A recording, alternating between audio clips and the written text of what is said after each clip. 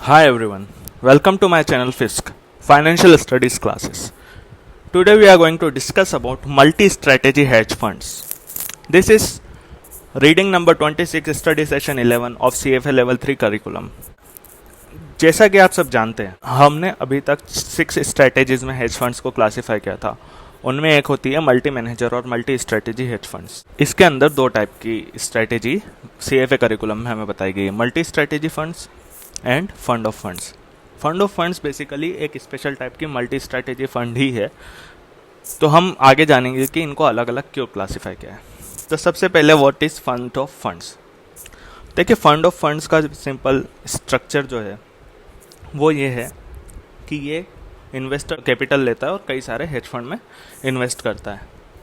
तो देखिए, जैसे कि एक फंड ऑफ फंड है, वहाँ पे आप जाके मनी अपना इन्वेस्ट करते हैं. फिर वो जो है फंड ऑफ फंड्स है वो आइडेंटिफाई करता है कई सारे हेज फंड्स को, जैसे फिक्स्ड इनकम आर्बिट्राज फंड हो गया, इक्विटी हेज फंड हो गया, मर्जर आर्बिट्राज फंड हो गया. तो उनके अंदर ये इन्वेस्ट करता है. ये होता है फंड ऑफ फंड्स. दूसरे टाइप कहते हैं मल्टी स्ट्रेटेजी फंड. इनके अंदर क्या होता है कि जो सब फंड्स है वो सेम ऑर्गेनाइजेशन रन करता है. दैट मीन्स कि ये अगर एक मल्टी स्ट्रेटेजी फंड है और हमने यहाँ पैसे इन्वेस्ट किया, तो जितने भी अंदर के फंड से जहाँ ये इन्वेस्ट करेंगे वो एक्चुअली ये किसी बाहर जाके किसी और कंपनी में, किसी और कंपनी के मर्जर आर्बिट्राज फंड है वहाँ पे जाके इन्वेस्ट नहीं करेंगे, फिक्स इनकम फंड में जाके नहीं करेंगे. इनके अंदर ही अलग अलग मैनेजर्स होते हैं एक ही फंड के अंदर. उन डिपार्टमेंट्स में अपने हिसाब से एक ब्रॉड बड़ा मेन फंड मैनेजर होगा जो इन सब में इन्वेस्ट करेगा, अपने हिसाब से अलोकेट करेगा और फिर वो उनके हिसाब से स्ट्रेटजी में इन्वेस्ट करते जाएंगे. अब इनके अंदर सिमिलैरिटीज़ क्या होती है. देखिए, सिमिलैरिटीज़ ये है कि एक तो आपको बहुत ज़्यादा डाइवर्सिफिकेशन मिल जाता है अक्रॉस हेज फंड स्ट्रेटजीज में, दोनों ही तरह से. दोनों में आप स्ट्रेटेजिक, टैक्टिकल और स्टाइल अलोकेशन कर सकते हैं. ठीक है, आपको मतलब बहुत ज़्यादा रेंज मिल जाती है इन सब की. टैक्टिकल अलोकेशन मतलब शॉर्ट टर्म के लिए आपको लग रहा है कि कुछ particular strategy in the short term आपको फ़ायदा देने वाली, तो वहाँ थोड़ा बढ़ा दिया. स्ट्रैटेजी के एक लॉन्ग टर्म का भी होता है, स्टाइल एक पर्टिकुलर स्टाइल पे आप अलोकेट करते. फिर आता है कि ये देखिए, इसके अंदर करेंसी हेजिंग भी हो जाती है क्योंकि मल्टी स्ट्रैटेजी फंड है, वो कई तरह के फंड्स में इन्वेस्ट करता है, मल्टीपल कंट्रीज़ में भी इन्वेस्ट करता है. तो एक वो प्रोवाइड करता है आपको एडवांटेज. मतलब काफ़ी सारी जो एडवांटेजेस है हेजिंग के, डिस्ट्रीब्यूशन के, वो सारे एक साथ मिल जाते हैं. उसके अलावा आपको क्या मिलता है कि आपको, जैसे आप अगर खुद जाके अलग अलग हेज फंड में पैसे लगा रहे तो आपको आइडिया नहीं है कौन सा कितना अच्छा है. हर व्यक्ति को नहीं होता है. एक नॉर्मल पर्सन अगर FOF में लगाएगा तो उसके लिए ये चीज़ आसान हो जाएगी कि उसको कहाँ पे कब ज़्यादा पैसा लगाना है. FOF उसके लिए वो काम कर देगा, या मल्टी स्ट्रेटेजी फंड. दूसरा होता है कि एक जो सिमिलैरिटी है दोनों में कि आपको दोनों में काफ़ी ज़्यादा इनिशियल इन्वेस्टमेंट चाहिए, not from the investor perspective but fund perspective. मतलब फंड को बहुत ज़्यादा पैसा इकट्ठा करना है और वो बेसिकली यही चाहते हैं कि इन्वेस्टर थोड़ा कम भी दे तो चलेगा. तो इन्वेस्टर का ये एडवांटेज है कि उसे कम पैसे में ज़्यादा डाइवर्सिफिकेशन मिलता है. अब जैसे कि आप सबको पता है कि मल्टी स्ट्रेटेजी है, तो सारे स्ट्रेटेजी के हिसाब से एक पॉलिसी बनानी पड़ेगी.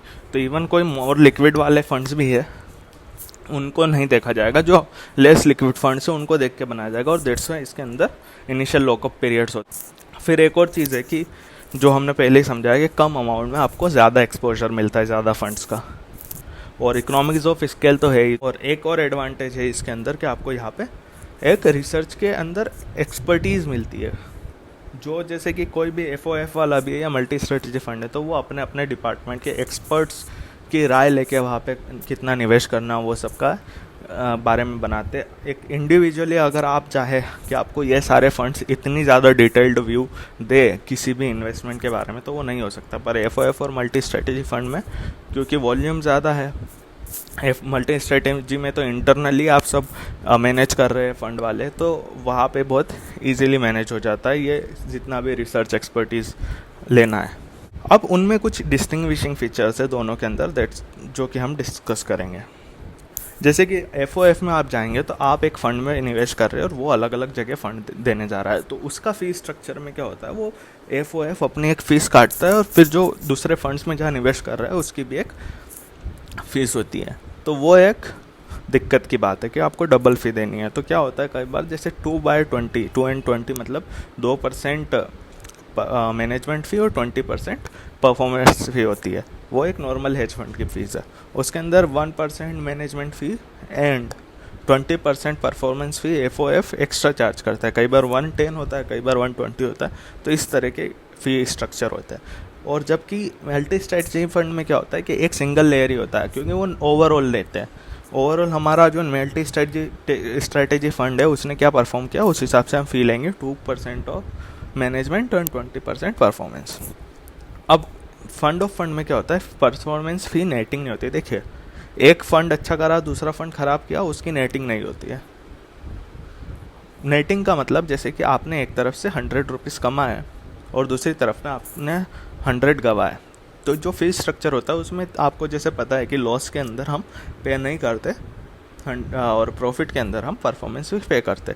तो ऐसा नहीं होगा 100 कमाए और 100 गवाए तो आपको 0 पे रिटर्न फ़ी देनी है, आपको 100 पे तो देनी है। वो दूसरा जो 100 है वो आपको 0 फ़ी देना होगा, बस इतना होगा। जबकि मल्टी स्ट्रैटेजी फंड में आपका नेट प्रॉफिट जो है, एक में 100 कमाए, दूसरे में 100 गवाए, तो टोटल 0 हो गया, तो आपकी फ़ी नहीं लगेगी। तो वो परफॉर्मेंस फ़ी नेटिंग नहीं होती। तो ये 2 एडवांटेज हमारे मल्टी स्ट्रैटेजी फंड के होते हैं।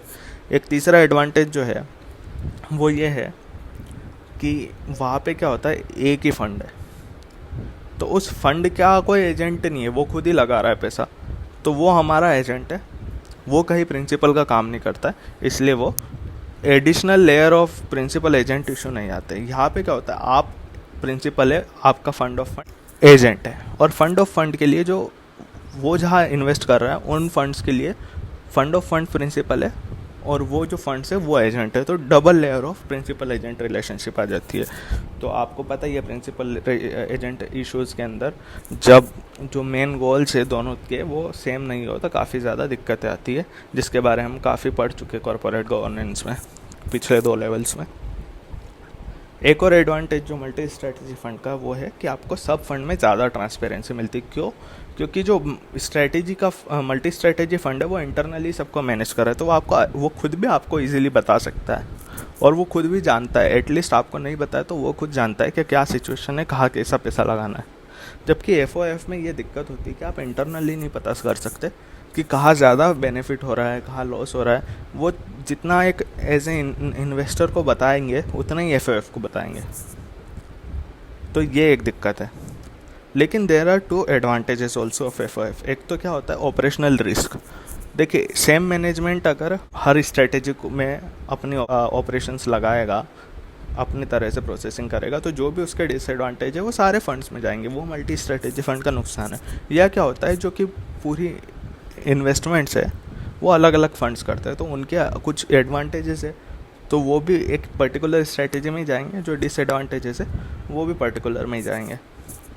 तो वहाँ चीज़ होती है।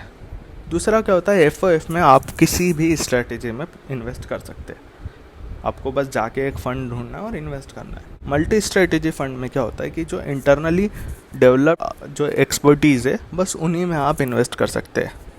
आप एकदम से कोई नई एक्सपर्टीज़ डेवलप नहीं कर सकते, आपको फिर से एक हायरिंग करना पड़ेगी, पूरा एक सिस्टम बनाना पड़ेगा एक पर्टिकुलर न्यू स्ट्रेटेजी का, और फिर ये करना पड़ेगा। तो ये 2 एडवांटेजेस है एफ के। टेक्टिकल एलोकेशन की अगर हम बात करें तो एफ में ये डिफ़िकल्ट होता है, क्योंकि आपको पता नहीं है उतना ज़्यादा मार्केट के बारे में कि कौन सा एक पर्टिकुलर स्ट्रेटेजी अच्छी जा रही है, कौन सी ख़राब जा रही है। तो आप ये नहीं देख सकते कि अच्छा मैं इवेंट ड्रिवन स्ट्रेटेजी में आजकल काफ़ी मर्जर हो रहे हैं तो इधर थोड़ा ज़्यादा फोकस कर देते कुछ 6 महीने के लिए अगले, या फिर मैं कहीं से पैसे अपने निकाल देता हूँ कि आजकल बैंकरप्सी लॉज काफ़ी टफ हो गए और डिस्ट्रेस्ड सिक्योरिटीज़ जो है वो अभी इस रेजिम के अंदर काफ़ी ज़्यादा दिक्कत में आ रही है, तो मैं वहाँ से पैसा निकाल लेता हूँ। तो इस तरह की चीज़ें आप नहीं कर सकते।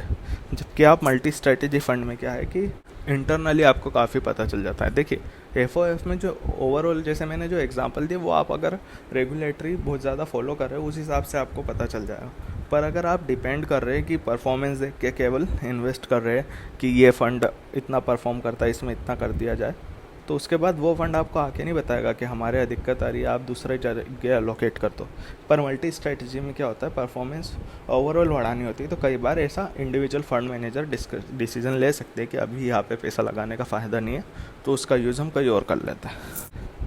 एक और जो चीज़ है, सब फंड्स जो है उनके अंदर जैसे कि क्या हुआ, एफओएफ में क्या है कि इंडिविजुअल फंड के बारे में आपको पहले से सबके बारे में आप पता नहीं कर सकते कि मैं इन पर्टिकुलर 5-6 फंड्स में ही इन्वेस्ट करने जा रहा हूँ। आप कभी भी नए में कर सकते हैं बेस्ड ऑन परफॉर्मेंस। तो वहाँ का लिक्विडिटी रूल्स हो सकता है ज़्यादा स्ट्रिंजेंट हो आपके एफओएफ के रूल से। और ऐसे सिचुएशन में अगर सारे जो इन्वेस्टर्स हैं वो एकदम पैसे निकालने लग गए, क्योंकि आपका रूल अप्लाई हो रहा है पैसे निकालने के लिए, लेकिन जो दूसरा हेज फंड है जहाँ पे आपने इन्वेस्ट कर रखा है वो पैसे निकालने नहीं दे रहा है आपको, तो आपके पास एक लिक्विडिटी स्क्वीज़ की सिचुएशन बन जाएगी। वेयर एज जो मल्टी स्ट्रेटेजी फंड है उसके अंदर ये चीज़ नहीं आती। वहाँ पे क्या होता है कि सारे फंड्स आपके इंटरनली होम ग्रोन है, तो आपको पता है कि सबसे ज़्यादा स्ट्रिंजेंट कंडीशन किसके लिए बनानी है, और बेसिकली आप उसी को ओवरऑल फंड के लिए स्ट्रेटेजी बना देते हैं। लेकिन मल्टी स्ट्रेटेजी फंड में एक और डिसएडवांटेज है, वो है कि आप हाई लिवरेज यूज़ करते हैं एफओएफ के मुकाबले में, और उसकी वजह से अगर क्या हुआ कि बहुत ज़्यादा आपको लॉस होने लगा, उस लिवरेज की वजह से वो लॉस और बढ़ जाता है, तो लेफ्ट टेल रिस्क काफ़ी हाई होती है। और there were 2 cases, Rishi Capital and Amarnath advisor बंद हो गए इस स्ट्रेटेजी की वजह से, यूजिंग ऑफ हाई लिवरेज की वजह से। सो आज के सेशन में इतना ही है। Thank you very much, and please like, subscribe and share my channel, and please comment to let me know कि मैं इसको कैसे इम्प्रूव कर सकता हूँ। Thank you very much.